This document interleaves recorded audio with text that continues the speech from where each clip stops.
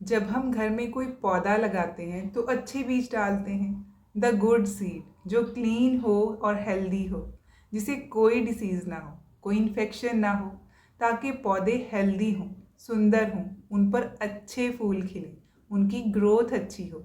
उसी तरह हमारी ज़िंदगी में भी हमें इस द गुड सीड थ्योरी का ध्यान रखना चाहिए, क्योंकि ये सब जानते हैं कि जैसे कर्म हम बोएंगे, जिंदगी का पेड़ उस हिसाब से ही फल देगा। गुस्सा और खुशी कभी इकट्ठे नहीं रह सकते। किचन में किसी खाने में मिर्ची और चीनी दोनों तो नहीं डाले जाते ना। तो जैसा खाना बनाने का मन है, वैसे ही मसाले डालेंगे। पूरा दिन हर एक को अपनी रिस्पॉन्सिबिलिटीज़ तो निभानी ही पड़ती हैं। दिन के सारे काम निपटाने ही होते हैं, क्योंकि सब कुछ ज़रूरी है। खाना पीना, कमाना, रिश्ते निभाना। बट एक ऑप्शन है, ये सब कुछ करते हुए मूड कैसा हो। ऑप्शन तो दो ही हैं, खुश या उदास। जिंदगी के इतने सालों में मैंने ये तो सीख लिया है कि सब करना तो पड़ेगा ही, मन हो या ना हो। तो क्यों ना खुश होकर ही कर लें। एंड ट्रस्ट मी, जब खुश होके अंदर से खुश होके करते हैं ना, तो मन शांत भी रहता है और बहुत सारी एनर्जी बचती है, बहुत ज़्यादा एनर्जी बचती है। क्योंकि हमारे चिढ़ने से, डिस्टर्ब होने से या गुस्सा होने से कुछ नहीं बदलने वाला। हम सिवाय खुद के कुछ बदल ही नहीं सकते। तो क्यों अपनी एनर्जी ऐसे ही वेस्ट करना।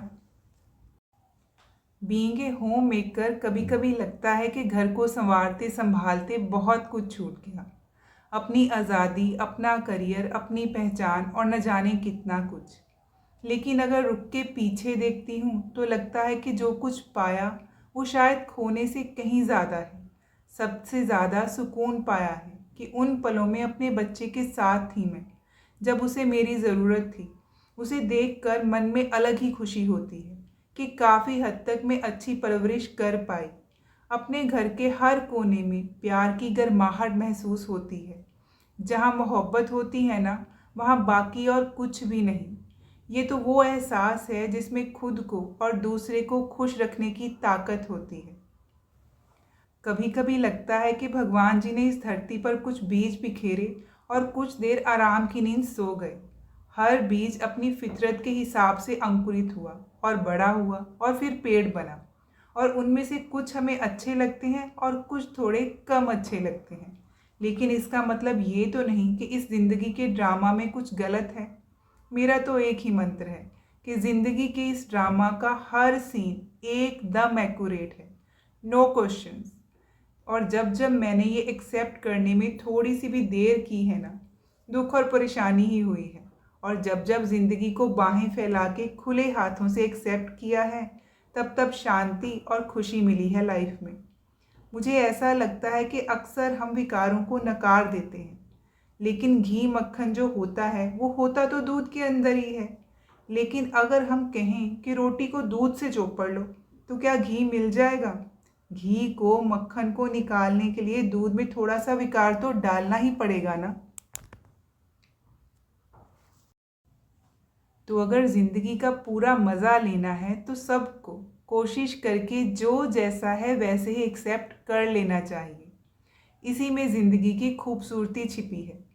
वैसे भी जो रिश्ते हमें अच्छे नहीं लगते, दुश्मन जैसे लगते हैं, और लगता है कि अगर ये ना हो लाइफ में तो ज़िंदगी चैन से कट जाएगी। लेकिन कभी सोचा है कि अगर वो ना हो हमारी ज़िंदगी में, तो हमें हमारी सोई हुई शक्तियों का एहसास तक ना हो।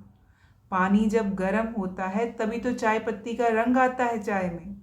आप देखिए ना, वो दुश्मन ही होता है जो हमें असुरक्षित यानी कि अनसेफ फील करवाता है।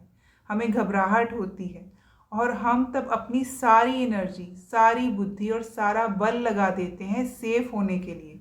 तो असल में तो उसी दुश्मन ने हमें एहसास करवाया ना अपनी इन असीमित शक्तियों का, जो हमारे अंदर छिपी हुई थी, जिनको हमने कभी यूज़ ही नहीं किया। वो शक्तियाँ बाहर आईं सिर्फ उसी रिश्ते की वजह से, या जिसको हम दुश्मन समझते हैं उसकी वजह से। उसी से हमारा सेल्फ कॉन्फिडेंस पक्का हो जाता है कि लाइफ में कोई भी सिचुएशन आए, मैं तो उसे पार कर ही जाऊंगी। अगर इतना कुछ देख लिया तो आगे भी सब कुछ देखा जाएगा। सो उन सब का बहुत बहुत धन्यवाद, थैंक यू, आभार, जिन्होंने लाइफ में मुश्किलें और रुकावटें पैदा की, क्योंकि उनकी वजह से मैं और निखर गई, खिल गई और सुलझ गई। बहुत कुछ सिखा दिया उन सब ने।